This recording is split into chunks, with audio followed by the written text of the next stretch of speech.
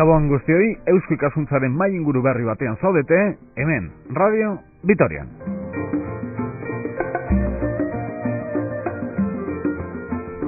Muy buenas noches y bienvenidos a una nueva tertulia de Eusko Ikasuntza, Sociedad de Estudios Vascos, en Radio Vitoria. La verdad es que para quien les habla también es un misterio de lo que vamos a hablar hoy. Se preguntarán cómo es posible que nos esté contando esto. Y es que vamos a hablar de migración inducida por el medio ambiente.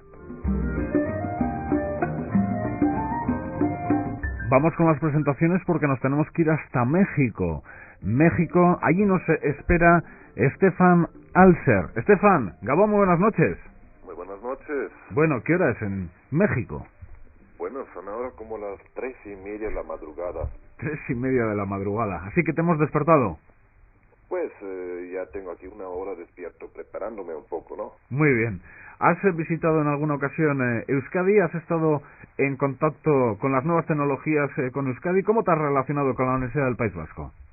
Pues nunca he estado en... Bueno, sí he estado alguna vez en Euskadi, pero eso ya hace años pasando por Irún, en mis años de juventud, en tren ahí, ¿no? Pero en Interrail. Pero mi relación ahora con la Universidad del País Vasco es por un proyecto de la Unión Europea que se llama ITFOR. Es un proyecto sobre degradación ambiental y escenarios de migraciones forzadas, y ahí tanto la Universidad del País Vasco como igual mi universidad, la de Bielefeld, Alemania, y otras instituciones académicas y no académicas estamos parte de un consorcio. Uh-huh. Y tú eres parte también del Consejo Nacional de Investigaciones Científicas y Técnicas en Argentina, ¿o cómo es esto? ¿O este es un dato mal apuntado?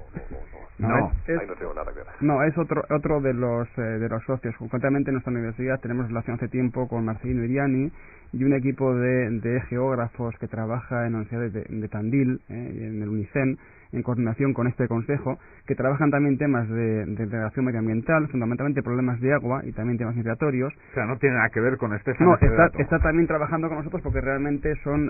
Estefan está dirigiendo los estudios sobre Latinoamérica dentro de este consorcio, y entonces, pues aparte de trabajar él en México, tenemos en Argentina a este equipo trabajando sobre migración argentina. México es un país con grandes cambios en materia de tiempo, de meteorología. ¿Es un país de contrastes? Sí, obviamente lo es. Por un lado, bueno, en los últimos años se ha aumentado bastante la frecuencia de las tormentas tropicales, de los huracanes, en el Golfo de México, en el Caribe, pero igual el otro lado, en el lado del Pacífico, y eso ha causado bastante cambios meteorológicos dentro del país también, no solo en las costas, sino igual en la famosa Sierra Madre, donde han subido las lluvias en ciertas épocas donde antes no había tanta lluvia, y al revés en otras épocas sequías cuando había antes lluvias, y esto bastante la agricultura. Lo hemos visto, Stefan, en imágenes aquí en Europa. El último, el de Tabasco. ¿Ha ocurrido siempre en México o en los últimos años se nota que esos contrastes meteorológicos cada vez son más acusados? Perdón, otra vez la pregunta. Le quiero decir, Stefan, ¿esto lo han conocido ustedes siempre en México, este tipo de inundaciones, de efectos de la meteorología, o en los últimos años van en aumento? Pues se me hace que más bien van en aumento, sobre todo la gravedad de esos fenómenos. O sea, ya siempre ha habido inundaciones, ha habido lluvias fuertes en ciertas épocas, pero así tan grave como se ha visto en los últimos, bueno, desde los 90 más o menos, tan grave no se ha visto antes. Había algunos huracanes causaron inundaciones, deslaves muy graves, sobre todo en el sureste del país, en la península de Yucatán y en el estado de Chiapas, y ahora ese ejemplo de Tabasco, las inundaciones de ahí, eso nunca se ha visto antes en el país. Uh-huh. Han escuchado antes a Óscar Álvarez Fila, profesor de Historia de América de la Universidad del País Vasco, Euskal Herriko Unibertsitatea, y socio de la sección de Historia de la Sociedad de Estudios Vascos Eusko Ikaskuntza.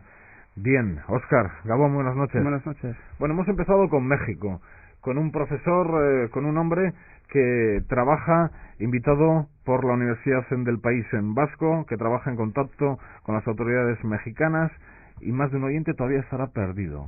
Van a hablar de migración inducida por el medio ambiente, tienen un contacto ahora con México en Radio Vitoria y presentan a un profesor de la Universidad del País Vasco. ¿Qué es esto? ¿Qué vaina es la de hoy? ¿De qué nos van a hablar?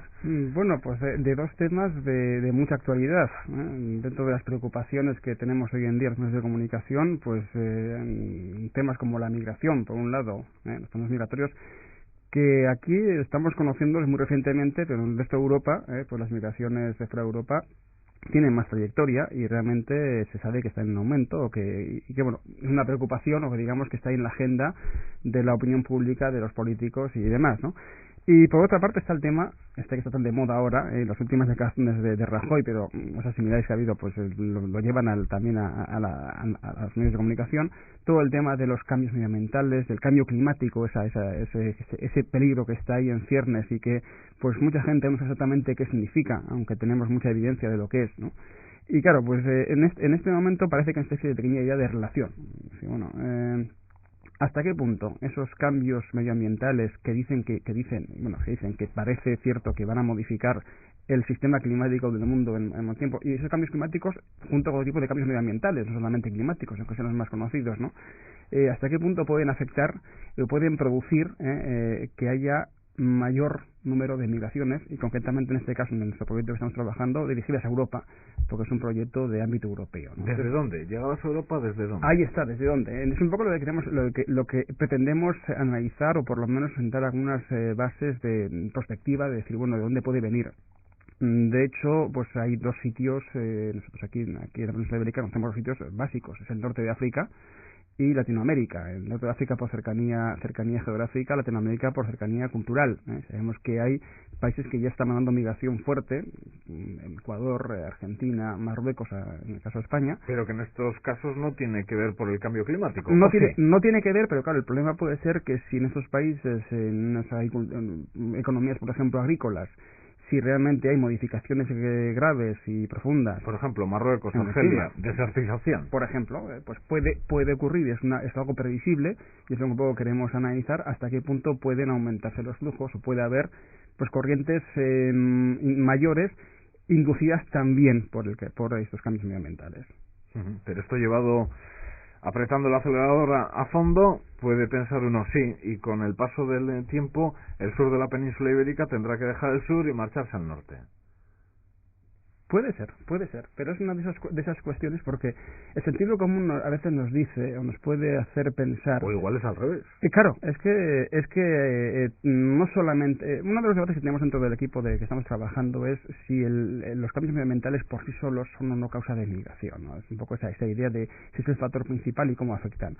Lo que sí estamos un poco empezando a entrever es que no se puede entender esto como una causa única y unívoca y que va a funcionar siempre igual, sino que tiene que estar en relación con el resto de factores, ¿no? Si efectivamente una desertificación en un país pobre, sin recursos, sin capacidad económica o técnica para, por ejemplo, hacer frente a una desertificación, desde luego va a afectarse de un modo diferente a un país europeo o a un país del primer mundo, en el cual hay dinero y hay técnica suficiente para poder hacer cosas al contrario, es decir, poder hacer frente mediante irrigación, ese tipo de cosas. Es decir, que los cambios medioambientales no son factores únicos y hay que ponerlos siempre en relación con esas otras cuestiones como son la economía, la política, el nivel de técnica, el acceso a recursos.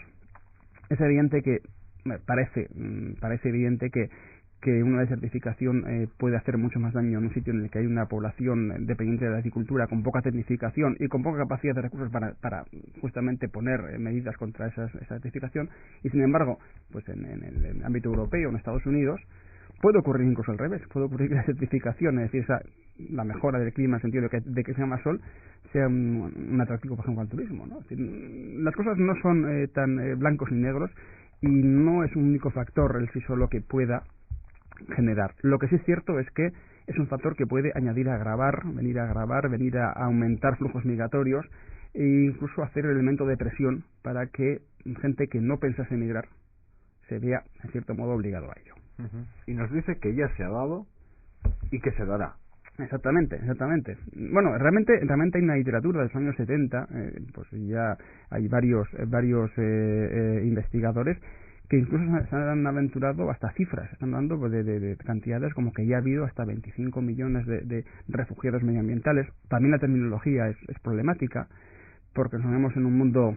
Tengo miedo también respecto a cómo he utilizado yo mismo las palabras, porque esto de cambio climático, climatología, cambio medioambiental, meteorología, no es todo lo mismo. No es todo lo mismo, efectivamente. ¿Nos puede dar unas pautas para no equivocarnos?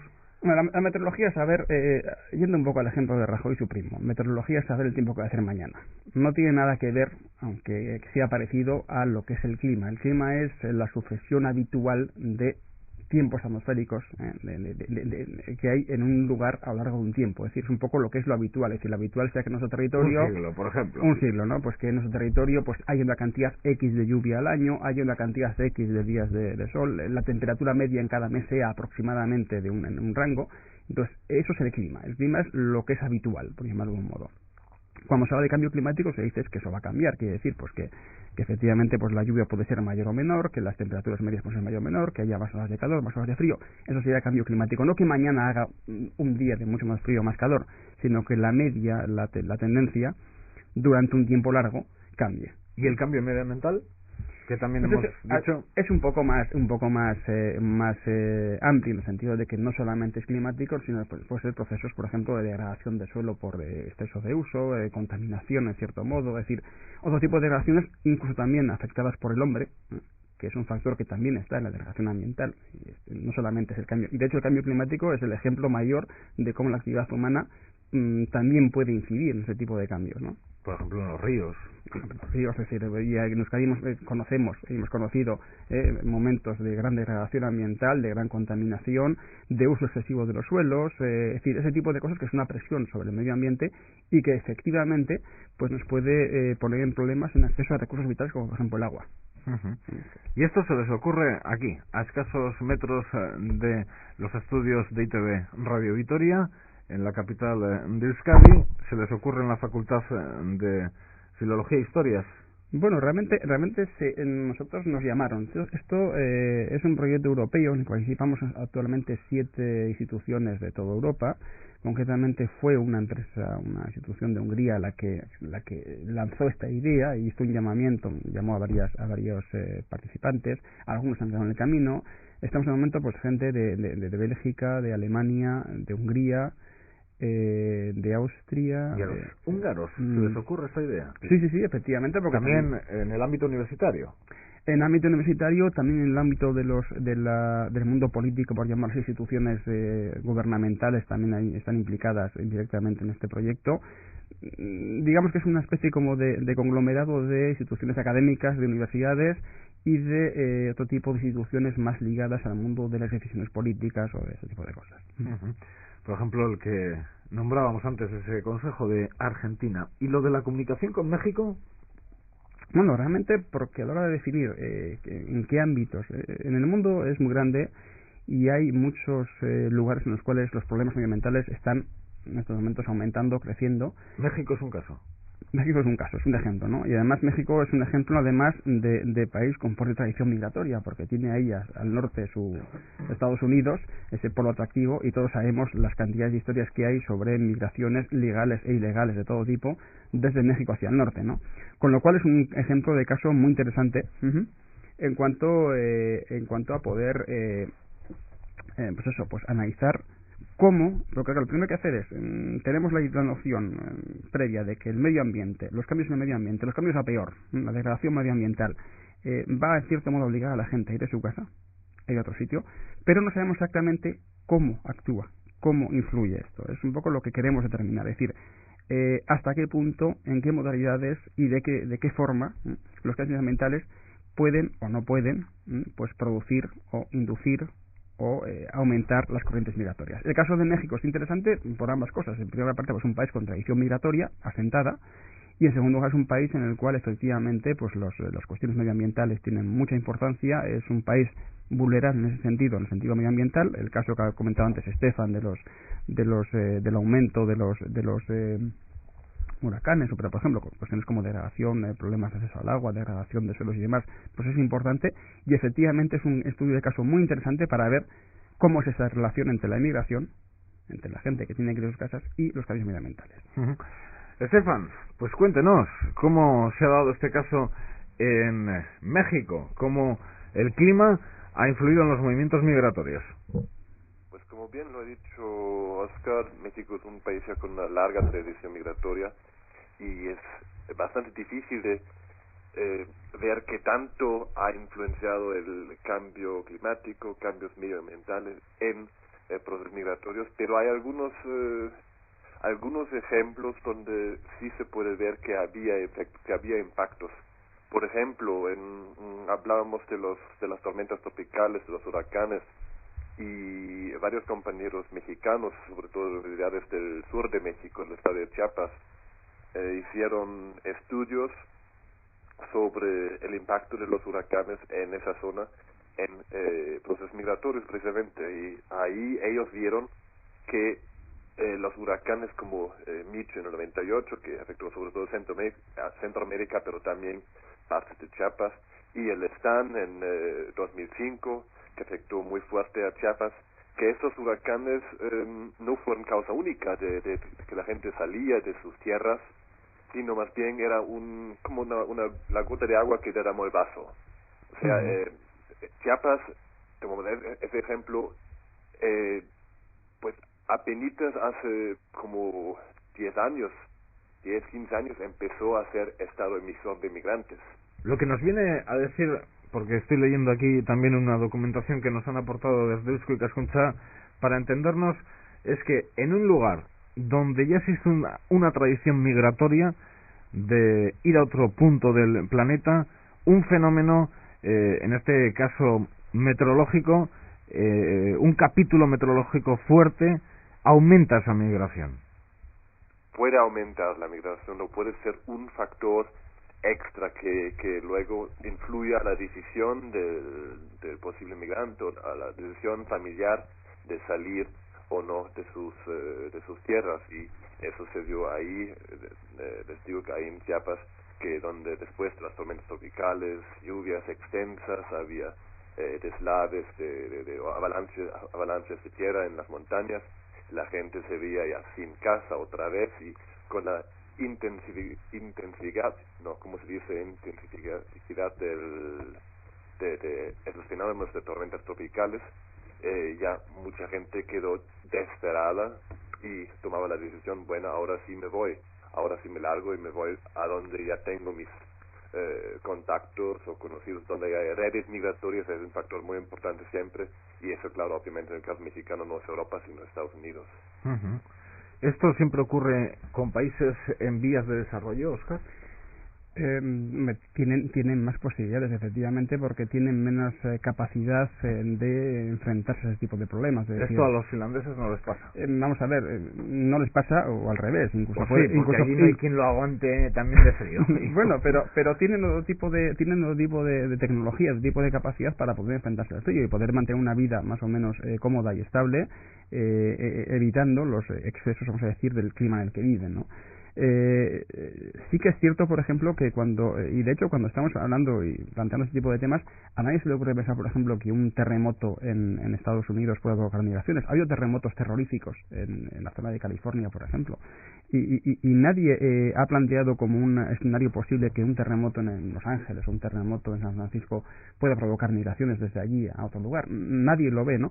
En cambio, si se plantea, por ejemplo, que cuando hubo el tsunami famoso de Indonesia, que de hace 3 o 4 años, efectivamente salió la cuestión de que efectivamente podía haber habido migraciones. Un poco también cuando entendemos el problema de la naturaleza como elemento, como factor que va a trastocar las vidas de las personas, inconscientemente también pensamos en esas vidas de personas como está organizada anteriormente, es decir, si es un país que tiene un sistema sanitario, tiene un sistema de protección, si tiene capacidad económica para hacer frente a eso por sus recursos, o es un país pobre. Es decir, la frontera entre riqueza y pobreza efectivamente incide mucho en el modo en el que ese tipo de factores medioambientales pueden afectar la migración. Por eso digo que no es solamente el medio ambiente sin más ni más, los seres humanos no somos pues, animales que están al albur de lo que dice la naturaleza, tenemos capacidad de reacción. Básicamente, la capacidad de reacción está limitada por el acceso a los recursos y por el acceso a las posibilidades económicas que permitan hacerlo.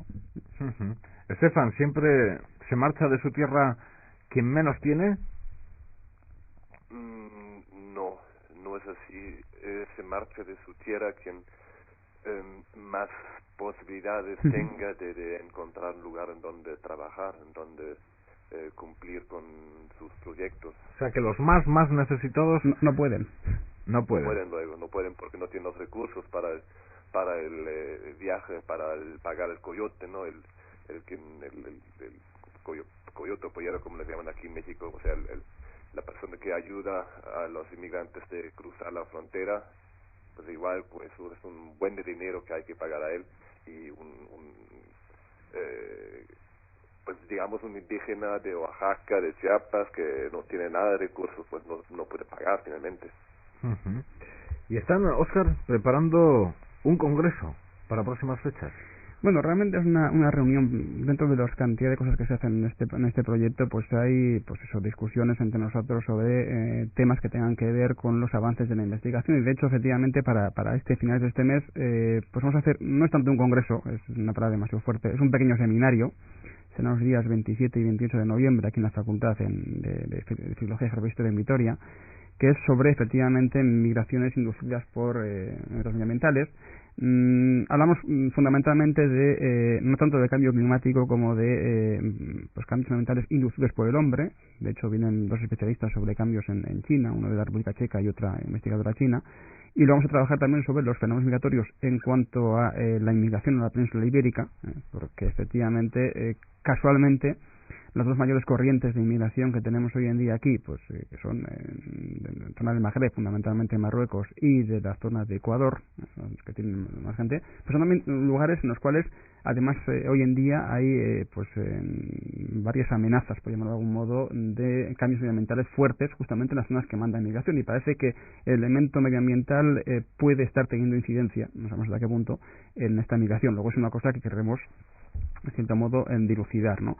Y luego también vamos a hablar del pasado, porque claro, cuando hablamos de cambios medioambientales, hablamos del cambio climático, que es el cambio parece por antonomasia, parece como que fuera algo novedoso que llega ahora y que nunca ha pasado. Tenemos la noción como que en tiempos pasados, como que el clima fuera siempre igual, ¿no? Y claro, lo cierto es que no es así. Es decir, esto es uno de los muchos cambios climáticos, quiero decir. Solo solemos tener referencias como mucho de nuestros tatarabuelos. Y como mucho. Y además en la memoria sabes que eso es corto, ¿no? La famosa frase de este es el año más frío, el año más caliente que hemos tenido, y sabemos luego por registros que no es verdad. Es decir, la memoria hasta y así flojea, como ¿no? en otras materias hay datos que nos llevan a la Edad Media, en meteorología son datos de hace unas décadas. Tenemos los datos cuantitativos sí, pero las referencias indirectas son otras. Y además, lo de temperatura exacta, día... No, eso sí, pero por ejemplo, en tendencias generales o cambios de la evolución general de la atmósfera, del clima, de la evolución general de los sistemas ambientales, eso sí hay datos a través de otro tipo de cosas, a través de la arqueología, a través de estudios sobre con los árboles. Es decir, hay sistemas para verlo, ¿no? Y nosotros que el clima está continuamente variando y las condiciones ambientales han estado continuamente modificándose, ¿no? Y nosotros que el ser humano ha estado siempre enfrentándose a este tipo de modificaciones, ¿no? Y ha tenido que hacer respuestas, ¿no? Por ejemplo, Vitoria, Álava, era como, no sé si va a ser lo más correcto, pero recuerdo una exposición en el Museo de Ciencias Naturales, era un mar, ¿no? Bueno, eso es millones de años antes de que el hombre apareciera. Entonces ya en escala humana, que no es tanto como la geológica, ¿no? Pero por ejemplo, en los últimos 1000 años en Vitoria ha habido climas más cálidos que ahora. Es decir, en la Edad Media, pues en Vitoria había un clima más parecido, por ejemplo, a lo que podía ser hoy en día la zona mediterránea. Pero, por ejemplo, hace 300 años teníamos un clima heladísimo, la famosa pequeña edad de hielo. Es decir, porque no había variaciones. Entiendo, Óscar, los mercados medievales siempre los hacen con un montón de ropa. pues es un pequeño error, porque en los mercados medievales, efectivamente... Hay que ponerse un bañador. No tanto, pero efectivamente, aproximadamente del siglo VIII hasta el siglo XII-XIII es lo que se llama el óptimo climático medieval, en el que efectivamente se sabe que hay un aumento general de la al menos en Europa está constatado un aumento general de la temperatura, De hecho, es un momento en el que en Escandinavia pues se llega incluso a producir vino. Es decir, nos parece hoy en día que el vino tiene una frontera muy delimitada, y producir vino en Escocia, vino en Escandinavia, hoy en día es imposible. Entonces era posible, es decir, que llegó a haber este tipo de modificaciones. El clima corría hacia el norte, por decirlo de algún modo, y bueno, pues la Edad Media era bastante más cálido de lo que hemos conocido, ¿no? Y sin embargo, como digo, hace 300 años era al revés, es decir, era un clima realmente mucho más frío, en el que llegaba incluso a darse los ríos, cosa que nosotros no hemos conocido, pero hace 300 años hay testimonios de que en la zona de Álava los ríos se helaban todos los inviernos, es decir, algo más parecido a lo que tenemos como clima polar, ¿no? Es decir, que modificaciones ha habido, y esas modificaciones han incidido en el modo de vida de la gente, porque hay que pensar, si el clima es más frío, hay cultivos que no se pueden dar, hay cultivos que se producen peor, la producción se puede escasear, es decir, puede haber hambre, y en un momento en el que hay menos sistemas de traslado, de comercio, ¿no? Pues puede efectivamente haber hambre, y el hambre puede llevar a mucha gente a huir, ¿no? Con lo cual, sí que ha habido ese tipo de cosas, y sí que ha habido ese enfrentamiento. La historia nos permite, hasta cierto punto, pues ver ejemplos de cómo otras sociedades parecidas a las nuestras han tenido que enfrentarse a problemas similares. Es un poco esa idea, ¿no? Pues como ante catástrofes ambientales, como ante cambios graduales, pues ha habido efectivamente sistemas de adaptación, entre los cuales la inmigración ha estado presente, que es otra de las ideas que también estamos teniendo. La inmigración siempre hemos entendido como algo fundamentalmente económico-político, es decir, uno migra porque busca o no tiene dinero para vivir, o busca mejores sistemas de vida, o emigra porque huye de un sistema político que no le gusta, la idea del exilio, muy enraizada que tenemos aquí.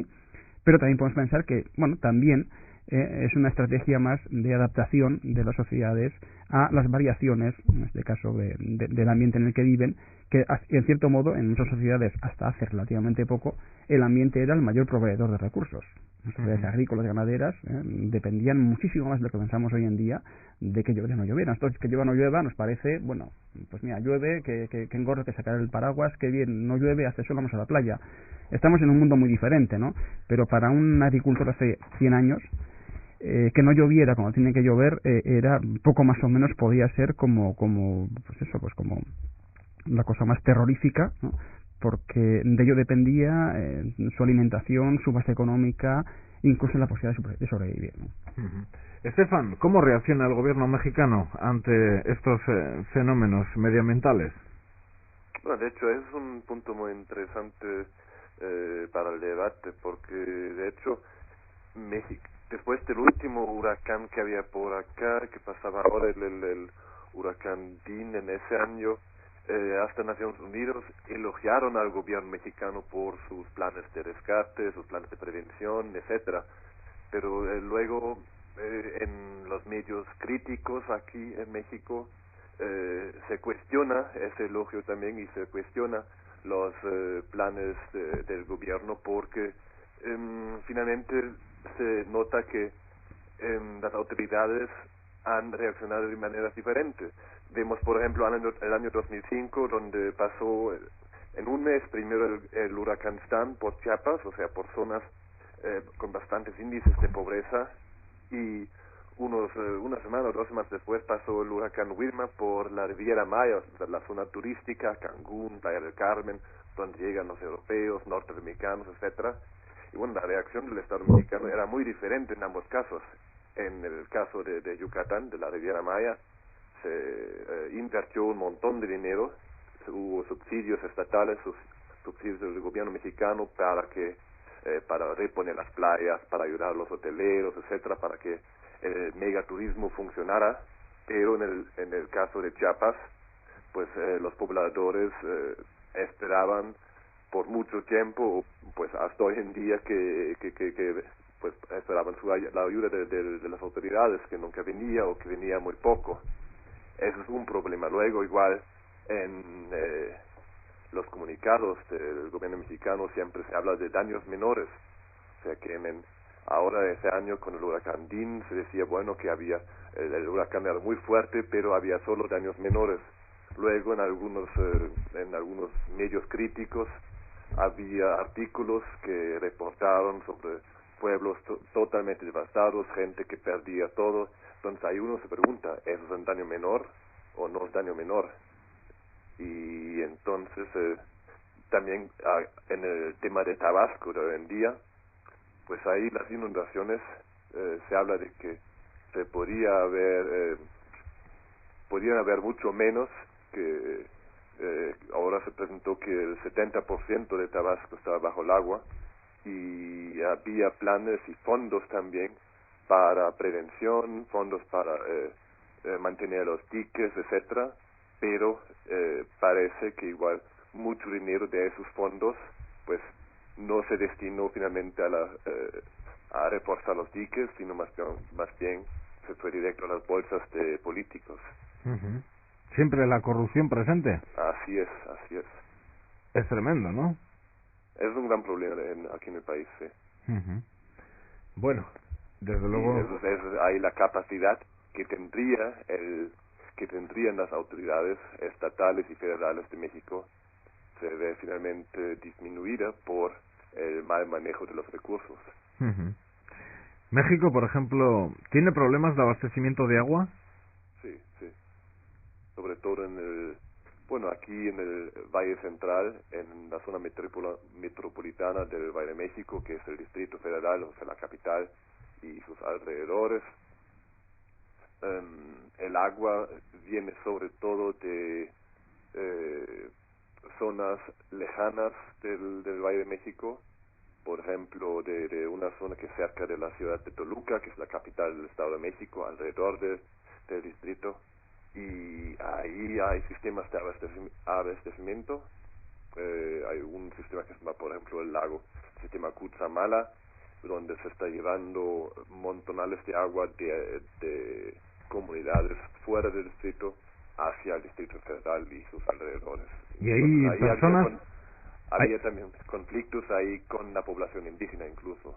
Pero ¿conflictos en qué sentido? ¿Ellos consideran que el recurso del agua es propio, o lo que ocurre es que se traslada el agua de su tierra para abastecer a otros mientras ellos tienen problemas? Así es, lo último sobre todo. O sea, uh-huh. que a partir de que se sacaba mucha agua de esas zonas con menor población hacia el centro del país, hacia el Distrito Federal, entonces a partir de ahí la población local, sobre todo indígena, se llaman los mazahuas, pues de repente parecía del recurso de agua para sus propias actividades agrícolas. Uh-huh. ¿Y hay campos de golf donde se riegan a tope? Sí, claro, sí. También hay, sí, por supuesto. Y hay gente, la menos, pero hay gente con jardín que le está dando también al agua, igual que aquí. Sí, o con coches grandes, etcétera. Para que esté verde y bonito. Claro que aquí, si vemos los centros urbanos de México, pues hay bastante personas con recursos, que tienen sus jardines grandes, que tienen sus coches grandes, que los lavan, que riegan al agua, igual como en California, por ejemplo, aunque no haya lluvia, pero hay que regar sus jardincitos. Entonces ahí también se está gastando bastante de ese recurso escaso. Ahí las necesidades, Estefan, serán seguro muy superiores a las que tenemos por aquí, ¿verdad? Pero por aquí también ya existen algunas contradicciones en ese sentido. Sí. Sí, porque realmente, el tema del control del agua, del acceso al agua, aparece como uno de los más importantes de este tipo de cuestiones, ¿no? Se ha llegado incluso a decir, no sé hasta qué punto puede ser cierto, hay más factores, ¿no? Pero que también, incluso en el problema entre israelíes y palestinos, ¿no? No solamente hay cuestiones políticas y religiosas muy enraizadas, sino también hay algo tan sencillo como el acceso, el control de los recursos acuíferos que hay allí en Palestina, ¿no? Que son escasos y que están en unas zonas en las cuales todos quieren dominar, ¿no? Y lo cierto es que eso hay que mirar aquí en la península ibérica, lo hemos tenido en el Estado español con todo el tema del trasvase. Me ha hecho mucha gracia lo que comentó Estefan en México, porque me estaba acordando de las peleas entre comunidades autónomas. El Tajo Segura, el Plan Hidrológico Nacional, el Quiero Agua para campos de Golf Resorts en la zona mediterránea. Es decir, realmente es una cuestión realmente importante, ¿no? Por varias razones, no solamente porque seamos más gente y el agua se mantenga ahí, sino porque primero se está degradando y segundo estamos haciendo un uso excesivo del agua. Es decir, efectivamente en las sociedades modernas No solamente usamos agua para beber, que parecería lo más sencillo, sino que en la parte del consumo de agua se producen cosas como pues eso, el tener el coche limpio todos los días, el tener jardines verdes en lugares que es desértico, el tener un campo de golf en mitad del Sáhara, que es lo que estamos haciendo aquí, ¿no? Y claro, son problemas que efectivamente hacen una presión muy fuerte, porque estamos sacando recursos de donde no hay. Estoy dejando correr la imaginación ahora y se imagina Óscar Álvarez Gila movimientos migratorios por barbaridades hechas por los humanos. Por ejemplo, con esto que estamos hablando del turismo, se me viene a la cabeza barbaridades en la Costa del Sol, ¿no? De una presión ya tremenda de casas y casas que suben por todos los montes, carreteras que están colapsadas todo el santo día para moverse de una localidad a otra, y que al final la población abandone esas zonas porque es imposible vivir allí. Bueno, esa presión se está pudiendo hacer porque en estos momentos es sostenible, porque tenemos recursos económicos, es decir, la gente que vive allí, los turistas, fundamentalmente europeos, pues tenemos capacidad económica para pagar lo que cuesta llevar el agua donde no hay, sacarlo donde no haga falta. Pero primero, ¿qué ocurrirá cuando los recursos, tipo pues, el agua subterránea, se agote? Y cuando haya que usar mayores cantidades de dinero, cada vez más caro, para conseguir ese agua que haga falta. Es decir, llegará un momento en que ahí va a haber un nivel, ¿no? Va a haber un tope, es decir, un momento en que no va a ser rentable, va a ser imposible sostener eso económicamente porque va a ser carísimo. Es decir, cuanto más se agote el recurso, hay que traer de más lejos el agua, hay que usar técnicas más caras, con mayor consumo de energía, y recuerdo que el petróleo anda subiendo mucho y seguirá subiendo. Es decir, va a costar cada vez más, y llegará un momento en que sea insostenible, en el sentido de que la gente no quiere pagar lo que le va a costar hacer ese tipo de recursos. Efectivamente, estamos un poco en la falsa seguridad de pensar, bueno, si esto ocurre en el Senegal, esto ocurre en Mauritania, tienen problemas de agua y como no tienen agua, pues inmediatamente se mueren, ¿no? Pero, ¿qué ocurriría? Y aquí pensamos, bueno, como tenemos dinero, técnica y recursos, estamos salvados. Bueno, por ahora, porque también todo tiene su límite. Uh-huh. Y en México, por ejemplo, en estos conflictos entre la población indígena y las autoridades por el recurso del agua, ¿siempre los que salen perdiendo son las poblaciones indígenas? Pues sí, obviamente, sí. Uh-huh. Y en ese sentido no hay ningún movimiento de defensa hacia esas poblaciones en las capitales, en lugares ajenos a esas poblaciones. Sí hay movimientos en apoyo de solidaridad, etcétera, pero obviamente la cuestión del poder es diferente, ¿no? Uh-huh. Pues antes, por ejemplo, como hablando de eso, de gastar montonares de agua, aquí en el Distrito Federal, en la Ciudad de México, ahora se quiere implementar un nuevo plan, se llama Plan Verde, donde el consumo de agua, o más bien el costo de agua, se va a cambiar refiriéndose al consumo. O sea, quien más consume tiene que pagar más. Si consumes poco, pagas un precio bajo. Si consumes más agua, el precio aumenta con cada no sé cuántos litros o cuántos cientos de litros de agua. Y eso también es una medida ahora que va a implementar el gobierno del Distrito Federal para precisamente controlar más el uso de ese recurso. En recta final, Óscar y Estefan, se me apunta algo aquí que no he llegado a entender muy bien, Óscar, porque ante estos casos que estamos nombrando, dando algunos datos sobre movimientos migratorios inducidos por el medio ambiente, ¿hay que hablar de refugiados o inmigrantes? ¿Tiene importancia esto de la dialéctica? Tiene importancia por lo que significa la terminología, ¿no? Eso Estefan sabrá bien, porque hemos tenido además dentro del proyecto en el que estamos, uno de los capítulos importantes ha sido el debate sobre la terminología, ¿no? El término refugiado, digamos que tiene un doble uso. Es decir, para nosotros en el uso común, incluso en uso científico, digamos en la historia, en algunas otras ciencias, pues pues refugiado lo entendemos como la noción es de aquel que tiene que irse forzado, es decir, la refugiado político. Sí, exactamente, una persona que se ve obligado y que porque se ve amenazado su existencia por la razón que sea, la idea política es la más clara, ¿no? Pues tiene que abandonar su tierra, sí, ¿no? Esa idea, ¿no? El asunto es que desde 1951 existe una convención de Naciones Unidas firmada por prácticamente los estados del mundo, al menos los que conocemos, y en el cual efectivamente la noción refugiado tiene una serie de garantías, protecciones y los estados adquieren una serie de obligaciones legales ante quien es refugiado. Es decir, cuando una persona no lo puedes expulsar, ese tipo de cosas hay que dar una protección. Es decir, la noción de refugiado, que surge después de la guerra mundial, con la cantidad de gente desplazada por razones en políticas, luego todo el tema del movimiento en Europa del Este. Es decir, hay esa noción de que que la persona que tiene que huir de su casa porque es perseguida, es la idea, ¿no? Se dice por razones políticas, religiosas, étnicas, pues entonces tiene que es merecedor, ha de recibir la protección de un Estado. Es decir, un Estado en el estatus tiene que darle esta protección, que significa derecho a residencia, derecho a trabajo, una cierta protección. Claro, si aplicamos el término de refugiado a la gente que tiene que verse también obligado forzadamente a cierto punto porque el lugar en el que vive ha cambiado su medio ambiente, ha cambiado el sistema en el que está y ya no puede mantenerse en la vida, claro, si usamos el término de refugiado, pues existe la idea de que entonces habría que aplicarle los mismos derechos, entre comillas, ¿no?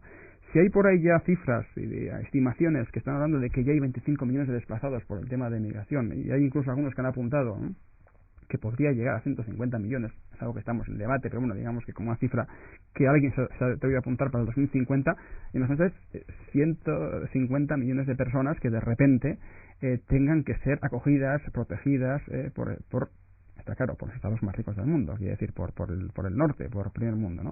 Es decir, hay un miedo, y si la inmigración ya provoca reacciones irracionales, absurdas, en sentido de contrarias, ¿no?, miedos un poco que están muy arraigados, aunque no tengan base real, no se pongan a analizar el porqué, y es que un país reciba migración, es lo mejor que puede ocurrir, señal de que somos ricos, si no nadie querría venir aquí, ¿no?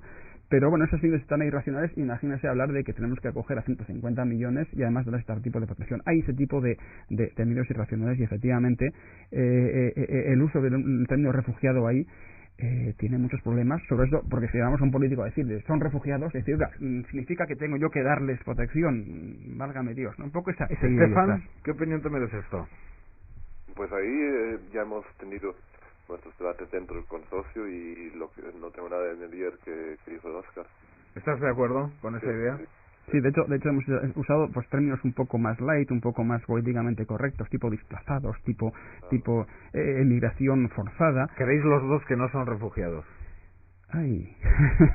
el problema que hay no es lo que nosotros queramos, sino que efectivamente nos vemos en un mundo un poco complicado. De hecho, este proyecto en el que estamos es un proyecto orientado a política, es decir, orientado a dar soporte científico a los que hacen decisiones políticas. Y claro, no hay nada más miedoso que un político que depende de su electorado, ¿no? Y ese tipo de cosas. Entonces, si le hablamos de refugiado, él va a pensar inmediatamente en la carta del refugiado y el que entonces tengo que dar protección y que entonces no me puedo negar a recibirle. Y entonces, eso es otro problema. Jugamos eso a varios niveles. Nosotros procedemos del mundo científico, Estefan y yo, y entonces, claro, tenemos otra noción diferente. Pero claro, el mundo del jurídico y el mundo de las relaciones internacionales tienen otro lenguaje. Y hay que también adaptarse a ello. Terminamos. Si alguien está pensando, Óscar, menudo tema que han tratado hoy, sí que nos pilla lejos. Si aquí estamos, pues con los entre menos 5 y 7 grados en invierno, luego entre los 3 y los 10 en otoño, los 5, 17 en primavera y los 15, 25 en verano. ¿Nos pilla muy lejos todo esto? No tanto. Primero, porque si viene gente, puede que gente nos venga aquí. Es decir, podemos ser receptores. Segundo, te recuerdo que aunque estemos un poco tranquilos en Euskal Herria, somos uno de los lugares que más afectados podemos estar por esas variaciones. Te recuerdo que hace poquito tuvimos problemas con el agua. Hemos tenido de los alertas de sequía que ha habido en los últimos 100 años. De las 5 o 6 alertas de sequía que ha habido, 3 estaban recogidas en los últimos 10 años. Es decir, que no nos pilla tan lejos, en el sentido de que, o directa o indirectamente, efectivamente, el mundo está interconectado y ocurren aquí los cambios y nos vamos a fastidiar aquí, o sinceramente va a venir gente de fuera, porque puede venir, y ya está viniendo, en el que va a pedir ayuda aquí. Entonces, no es algo tan alejado. Estefan Alser, México. Gabón, muy buenas noches y muchas gracias. Gracias a ustedes. Y Óscar Álvarez Gila, profesor de Historia de América de la Universidad del País Vasco. Muchas gracias, Eskerrik asko, Óscar. Eskerrik asko, Agur.